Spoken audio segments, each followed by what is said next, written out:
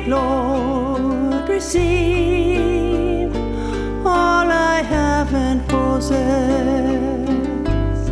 Welcome to Listening to Catholic Women, a special series sponsored by the Archdiocese of Boston. Each week, join Bishop Mark O'Connell as he engages in heartfelt conversations with inspiring Catholic women. Together, we'll hear about their faith journeys and how they live out God's call in their lives. Stay with us for an uplifting journey of reflection and inspiration. Give me only your love and your grace. That's enough for me.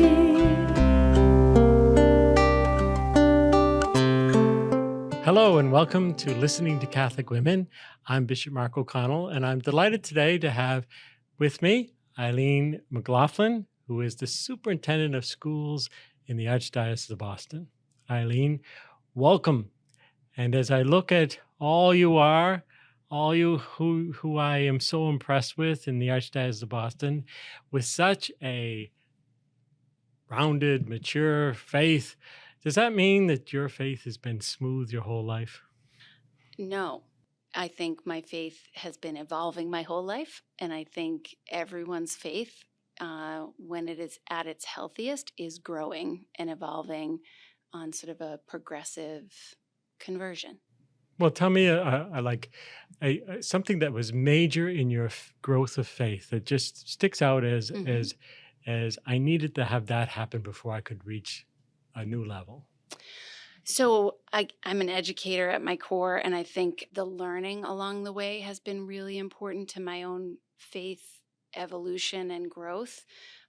So I look back at where I learned about faith, and I think those things had to happen. So my own Catholic education formed me in terms of the hymns that we learned and sang together at Our Lady of the Presentation Grammar School. We would practice in the hallways before Mass. I think about that. I think about the prayers that I learned in that school as well. In particular, like Sister Margaret Ann had us memorize the Memorare. Oh, shout out to Sister Margaret Ann. I know. And I did very well on that quiz, but it was then and I learned it in 8th grade for the quiz, and then as I continued to mature in my faith, that's a prayer. The language of that prayer came to me at certain points when I needed it. And I think that's continued on through outside of the formal education space, and then into okay, I'm now an adult in my faith. And so I had to seek out more places to learn about my faith and to be informed about my faith. And that's... Okay, so that's the broad view. I'm very intrigued by all that, but I know that your faith starts with your family. That's true. I do know your mother. Your mother, lots of people do. Mary Ann McLaughlin, who used to work for the Archdiocese of Boston and still has her hand in things. But so, just give me a little thing about your parents' faith and how that helped you. So coming back to the original question then, my faith was formed first, at the dinner table. My parents went on a marriage encounter retreat after the 6 of us were born, and they were sort of, years into their marriage. They went on retreat, and they came back, and they decided that we as a family, in addition to Sunday Mass and all of those things, would pray at dinner. And so we began praying at dinner, and we held hands, and there was an Our Father and a Hail Mary, and there were intentions that were offered. My father always prayed for people at work. I remember that about him, and I think, and the other thing I remember about this is that there was sort of an uncensored nature to our intentions. Some of my siblings might pray for things that a parent might be less inclined to have them pray for. Money. And okay, what did you pray for? I prayed for it. Now so I'm the youngest of the 6, and I always prayed for priests of the parish, nuns of the parish, people of the parish.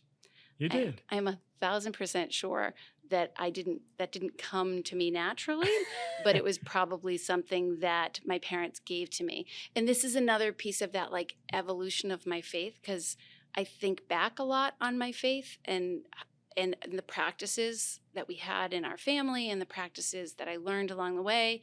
And I think about that, like that they gave me something to pray for and that it was something meaningful to me, even though I was 3 and older.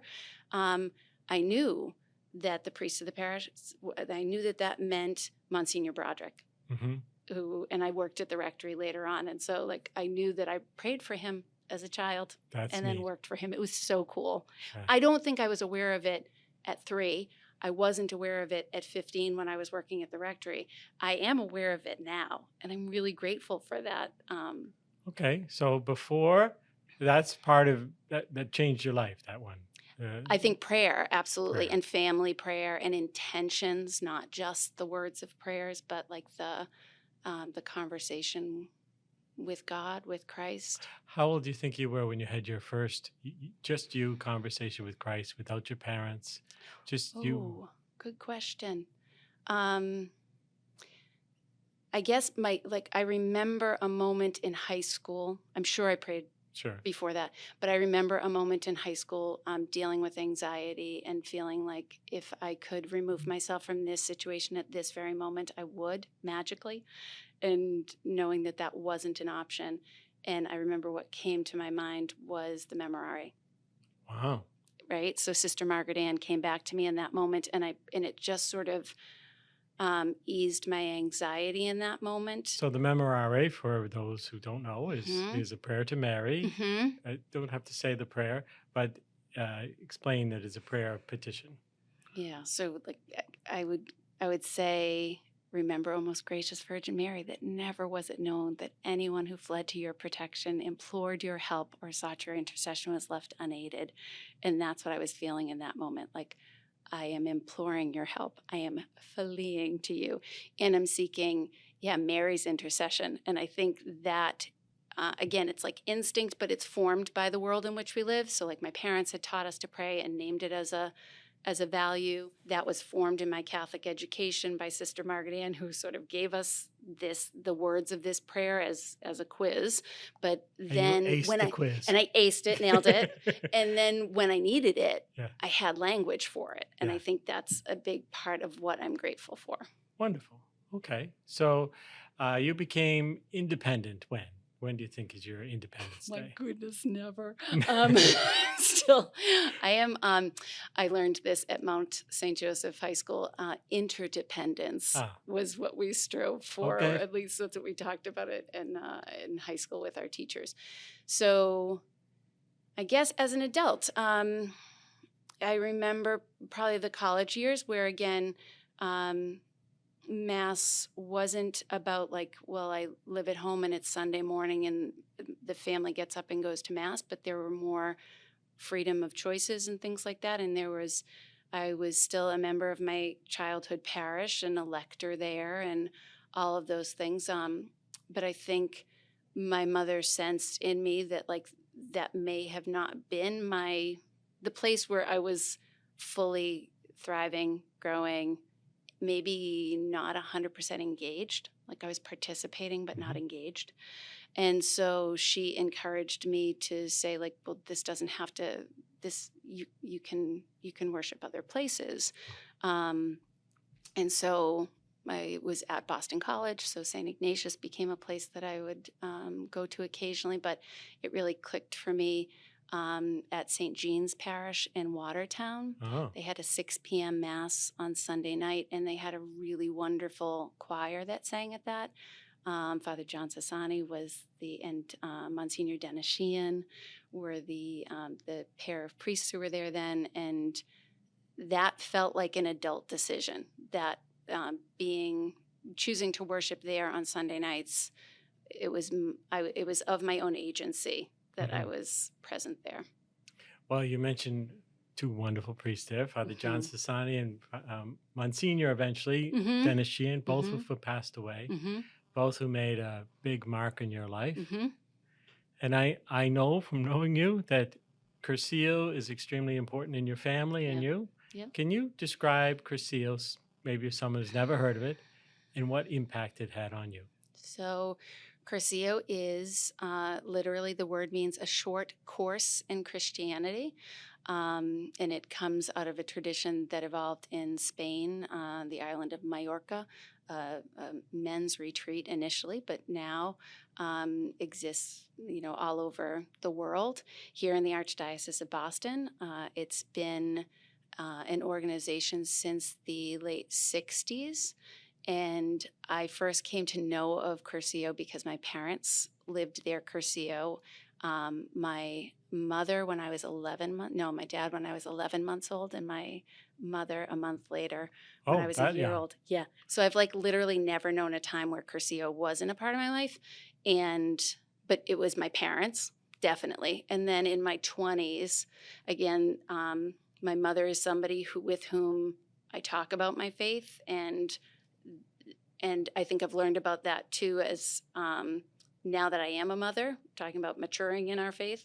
I'm now responsible for faith formation for my children, and so I've tried to adopt that. But she and my dad invited me to consider making a Curcio. It seemed like a no-brainer because it did seem like something I had a desire to do. I knew what it was. I knew the community, and it was really, it's a rich community. And so I lived Curcio in my early 20s, and then was invited to be on team. It's a program. The short course in Christianity tells you there's a form and a function and a structure to this, a curriculum, if you will, and it gets lived out through spiritual directors, laity, clergy, a lay team of people who come together to give talks over the course of a weekend. So let me, first of all, the lingo that you have used twice now is "I lived my Curcio." Yes. That's just the term they use. Yes. You also said "I made my Curcio," which means there's an initial intense retreat. Yes. Where you live there for, how long is it? It's 3 nights. 3 nights. You arrive on Thursday night, you leave on Sunday afternoon. And your mother used to lead them, and now you lead them too. So my mother is still a spiritual director in the organization. Yeah. I have been on team. So there are spiritual directors who are sort of the constants. Yeah. And then with each scheduled retreat, it's a different team of men or women who come on and prepare for the program. So it affected your life, affected your family's life. Who is the type of person that's listening to you now that will benefit from this, besides everyone? Who especially would you encourage, because they're going through X, that this is the place to go? So I think less going through X and more about wanting to deepen their faith, having a relationship with Christ, knowing that. But like in any relationship, wanting it to be more known, more sort of nuanced, more substantive. So like in any relationship, you spend more time with those people with whom you're interested in getting to know better. And I think Curcio was that experience for me in sort of wanting to know Christ more personally, like not just in the experience of Sunday Mass, but on a deeper level. And Curcio gave me that and has continued to give me that, like in an iterative process. Each time I come at it, whether I'm on team or whether I'm sponsoring a candidate, I feel like I have an encounter with Christ. Okay, so an encounter with Christ, Curcio. People who are intrigued, it's easily found on the internet, for example. And we have the program here in the Archdiocese of Boston. Throughout the country, this exists. Yep. Let's talk more about your vocation. Well, you have a vocation as a daughter and a wife and a mother. I know those are very important to you. You have 2 sons and a loving husband. Yep. And but you're also an educator. You've been a teacher. And what else have you been? I've been a teacher, a department chair, a principal, head of school. I've been a leadership coach, and now superintendent. So that's pretty good. And it's all Stern. It's all Catholic education. Indeed. So you are now, as superintendent of Catholic schools, promoting what has been so important for Mhm. you and your family. Mhm. And your two sons go to Catholic school. They do. So, do you think our children now versus when you were in grammar school Mm. are two different types of people in terms of like the world has changed so Mm. much that education now is different than it was? Yes, things change, but things stay the same. And I do think children today are in the process of becoming, and they are. I think we know more now of what kids are carrying with them than we might have when I was a kid in my school experience. But I don't think that makes it different. It might make the way we approach it different, but ultimately, we know that in Catholic education, we know that every child has been created for union with God. The kids who are enrolled in our school, the kids who aren't enrolled in our school, the kids who are Catholic and living a Catholic life with their family, and the families, the children who have come to Catholic school by other ways, not because of faith, but because of another choice. And I think that's always been true. That hasn't changed. I don't But think so. how about teaching religion? You had Sister, what was it? Sister Margaret Ann. Sister Margaret Ann, who Mhm. you listened to as a very attentive student. That was me. I was a very good student. Yeah. I hope smiled so. and nodded my head. Yes. I was I Okay. was So intense. that makes you a very attentive That's what student makes you a good student. Yeah. who wanted to pray so that you could do the quiz. Yes. Okay. Does that work now? Or how do you teach children faith in 2025? Yeah, I actually think I'm thinking about my own role as a superintendent and realizing that what I want to provide to teachers and principals, what the Catholic Schools Office wants to provide for teachers and principals, is different than probably what teachers and principals received when I was a student. I think I had a pretty the 45 minutes of religion class was probably pretty basic, actually. But what was happening outside of that 45-minute lesson was all about faith all of the time. And I think we have an opportunity now, and maybe it has to be made more intentional because the world has changed. Because I did have an 8th grade teacher named Sister Margaret Ann. My 1st grade teacher was Sister Marie Daniel. These were women who had chosen a vocation to a religious life that informed the way that they lived in the classroom differently than teachers who might be choosing to be in Catholic school today, right? Who might be choosing out of a similar idea of service, but not have a life that is as formally and institutionally rooted in faith as Sister Marie Daniel and Sister Margaret Ann had. And so I don't know if I don't think it's better or worse. I think it's just different.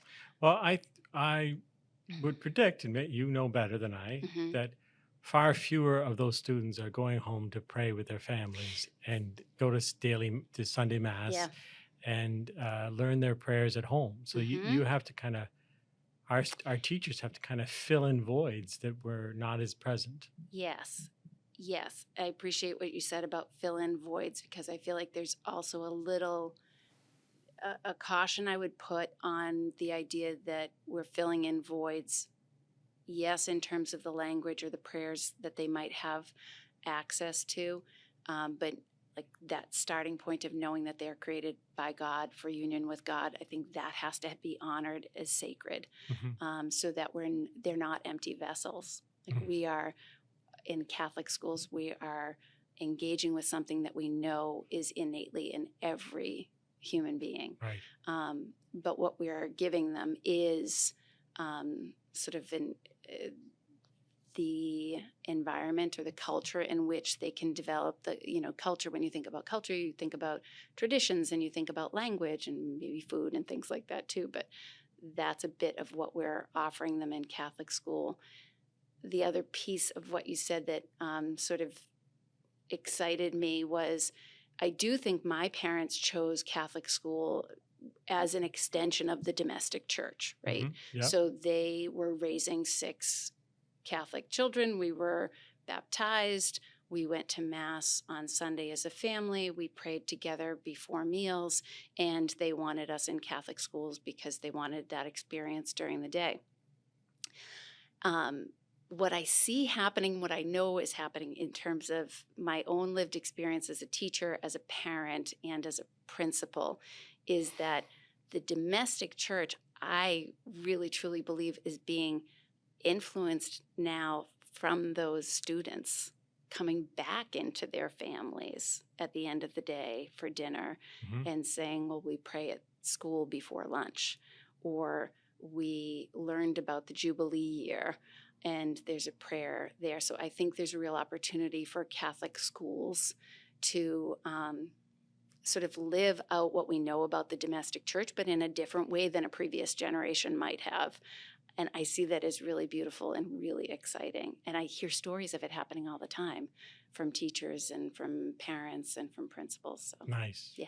So the term that you've used is domestic church, which simply means there's a church and it goes forth to the home, right? Yeah, so that the church continues in the home. The growth, the primary educators of our children in the faith should be their parents. And I guess that what I'm noticing now is that children are also informing their parents' faith. Like Love there it. is this cycle that's happening that I'm sure I think if I talked to my parents, that might have been true for them too. But it just seems to be a bit more of the force or the catalyst as I've lived it recently. Okay, so thank you for your role in education and for speaking on that. I know that we could do a lot on that, but I still want to know what makes your Catholic faith tick. I know you didn't say your last memorare when you were 15. No, it's my go-to prayer still. You still have reasons to beg Mary. Yes. Tell me maybe you could tell me of a time that God was very powerful in your life that changed you in a way that there is so, I guess I'll talk a little bit about motherhood because Please. I think I would say marriage and motherhood. Like Rob and I famously dated. We've known each other since we were 16 years old. We didn't begin dating until we were 22. So like we just traveled in the same social set for a long time. And we dated for 4 years. We broke up for 4 years. We got back together and a year later got married. And so, or got engaged and then got married. And I think a lot about that choice to get married, and it wasn't just about a wedding. It was about, like, this is sacramental, and we are both Catholics, and so what does that mean for both of us, and what is this going to look like as a couple? If we have children, what does this look like as a family? And that, I feel like the movement to the movement of falling in love and staying in love and growing together as a couple, woven into that is our faith. Because I think each of us has a value for Christ being present in our relationship, and that being a really important part of us together. So it's less about like a moment in my life of God's presence, but more of this, intentional acknowledgement, ongoing acknowledgement of like, what does that mean? What does it mean about the choices we make, about how we spend our time, like making time for Mass on Sundays or Mass on the weekend, and what that looks like and what that requires of us. The commitment to send the kids to Catholic schools, like that was a conversation. And it's not like together for 4 years apart for 4 years together and married tells you that we don't always come to the same point at the same time, it turns out. I know that'll be shocking for you for people to hear. Right. But so having that, like that faith foundation has been really helpful Not because it's like the thing where when we get into the weeds of something and we're disagreeing, we're like, let's pray about this, or what would Jesus do, or any of the above. But I think it really does come from a place of what we value, and that helps us discern Mm-hmm. what the next best decision is. And that's taken us through all sorts of, goods and bads and challenges. Mm-hmm. I wonder, since you talked about having a relationship with Jesus, and that's one of the things that Curcio develops, Mm-hmm. the ebb and flow of a relationship with Jesus. Did motherhood change your relationship with Jesus? Yes, of course. I think, again, it comes back to like you become very intentional about the choices you're making, right? And like, we are going to go to Mass on Sunday, even when the kids are crying at Mass, even when like we have to bring Matchbox cars with us, even when they spill the Cheerios that we brought in the little bag to keep them. We're going to keep doing this because, again, it's a value we have, right? And we kind of make this decision, Rob and I do together. And it's funny, like little things began to shift because I was a 6 p.m. Mass on Sunday. It's how I liked to end the weekend and begin the week. Mm-hmm. And then in a few years' time, that became like the worst time to go to Mass with 2 children, right? So we became 10 o'clock on Sunday Mass people. And so motherhood, again, it really helps you focus on what your priorities are. Mm-hmm. And in terms of how you spend your money, how you spend your time, and the things that you want your kids to have. Any of the things that I want them to have, whether it's good health, and so the choices we make for dinner, or good fun and the choices we make for that, or faith. Like, I don't want them to go through life without faith. Mm-hmm. And so that requires something of the way we live our life. And so decisions about, praying with them before bedtime. And that went on for years, and it was lovely. They're 12 and 13 now, so it's something that happens with less a degree of frequency. But the bank we stored in those years of praying together, Right. I can draw on with a high degree of frequency. Nice. So that when in terms of the Sister Margaret Ann of it all, I know they have language, right? Yeah. We prayed, we would sing and pray, but we prayed, and we always invited the kids in to offer their intentions. Again, that like the dinner table experience that I had with my childhood translated to bedtime in our household. And so the boys would always offer intentions, and I loved what they learned about, what I saw them learning as we asked about intentions, because they might say like, well, I don't know what should I pray for? And I'd say, well, you could pray for, people you love. And they'd say Nana and Pa. I thought you were going to say the church, the parish, the pastor. No. Well, but it's like the next generation of that, right? So I learned that from my parents, and I said, so who would you pray for? And they would say, and then like John Sassani, when he was somebody they were praying for. Nice. Because he was Father ill. Sassani was ill. Yeah. And he died. Yeah. And it was a sad illness, and it was and they were witness to that. So they prayed for healing, and then we had to adjust the language with them, and that was a learning opportunity for them because we began to pray for peace. Right. And he had that.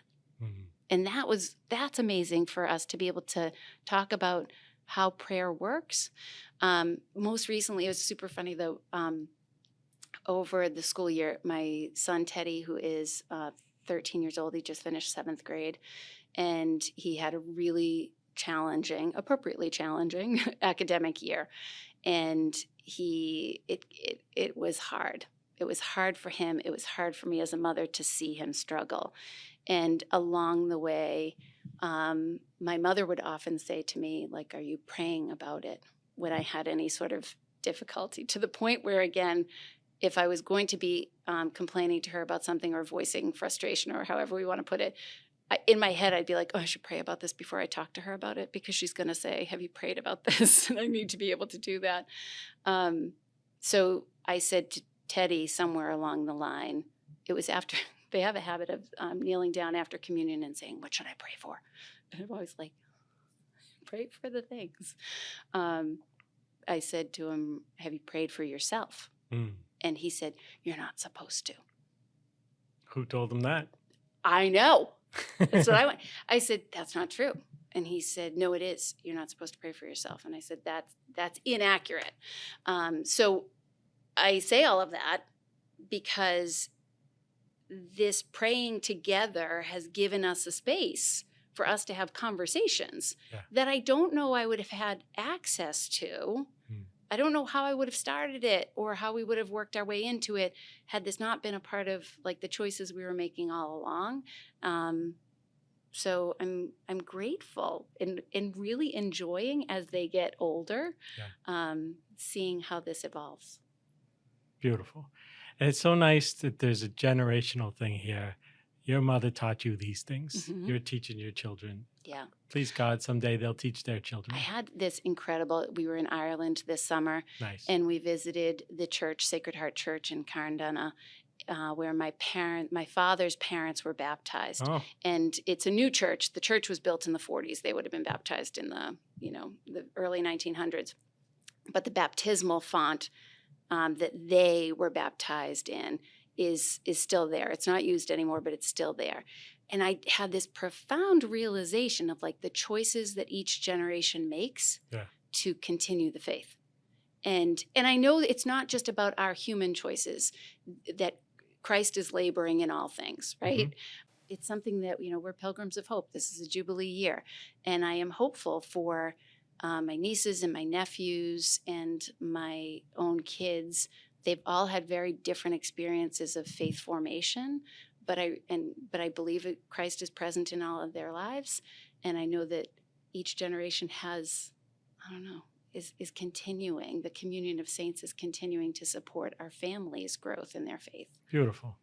So let me go in one last direction, and that is as a woman leader in the Catholic Church, which you are. You're the superintendent of schools. You're a big shot, and you have an awful lot of authority. How many people work in our Catholic schools? Oh gosh, that's a good question. I know the student number. There's 33,000 students in 92 schools. So yeah, tens of thousands. Tens of thousands, and it's coordinated. I wouldn't say it's kind of an interesting structure, but it's coordinated by the superintendent's office, which has another 15 people at least, and you're in charge of that. The Archbishop trusts you to do that work. He does not like check on all your various decisions. You are a woman leader in the church. Yes. Is that an easy thing to be, or is that just normal for you? Or I do feel at ease in that role, and I think partly that's because my mother was a woman leader in the church. My mother was, I grew up in a parish where I was aware of the women and the work that they were doing. I guess I've never been one who just identifies leadership with authority per se, but like leadership with like you're a leader when people are following you.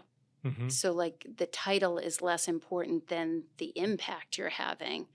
And so this role, I get that it's part of like institutionally, it's a big deal, right? But I think it's the work that I've always wanted to do, and I guess I've always been aware of the work that women do in the church, and I get the tension that exists there because culture sort of calls our attention to that. But despite the tension, I think it's good to be having those conversations, but also it's really good to be aware of where we do have access to make a difference and tell our stories, because I think there have always been women leaders in the church. No doubt, yeah, and you're a good one. Thanks. So I like to ask. There's someone out there listening to this who has one foot in the church and one foot out of the church, and they think that the church is all the things they read about, and some of them are good and some of them Mm. are bad. So reach through this this network here and speak to the heart of someone who's half in and half out. It's always going to be half in and half out. I think when I think about any community that I'm a part of, if my expectations are that it's perfect, I'm often going to be disappointed. When I think about the church, it's a human institution. We are the body of Christ, and that's what makes me feel most at ease and most comfortable and most hopeful. But we are humans. Mhm. And that's the piece that leaves me with, like, people are flawed. Right. And we make decisions that are limited by the space and time that we're living in and the circumstances of the world in which we're living. And so what I would say to somebody who is feeling that movement inside of them is to pay attention to that, Mhm. to pray, to listen for God's voice in that, because I know that constantly we are being loved into the person we were created to be. I know that I'm created for union with God. I know that God desires me to come closer to God. And I know that my prayer life, my work life, my parish life, my Cursillo life, my family life constantly allow me opportunities to know God. And so in knowing God, like, yes, I'm becoming the person I was created to be. And so even like the rest of it can be kind of messy. I'm okay with that. I'm Love okay it. with that. Let's leave it there. Thank you, Eileen. Thank you. This is a delight. Your love and your grace are enough for me. Thank you for joining us on Listening to Catholic Women. We're grateful you took the time to hear this inspiring faith journey. Continue exploring these powerful stories with Bishop Mark O'Connell by watching more episodes.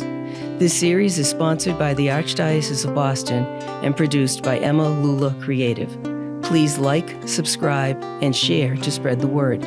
If you'd like to support the production of this series, visit the link in the description. Until next time, may God bless you.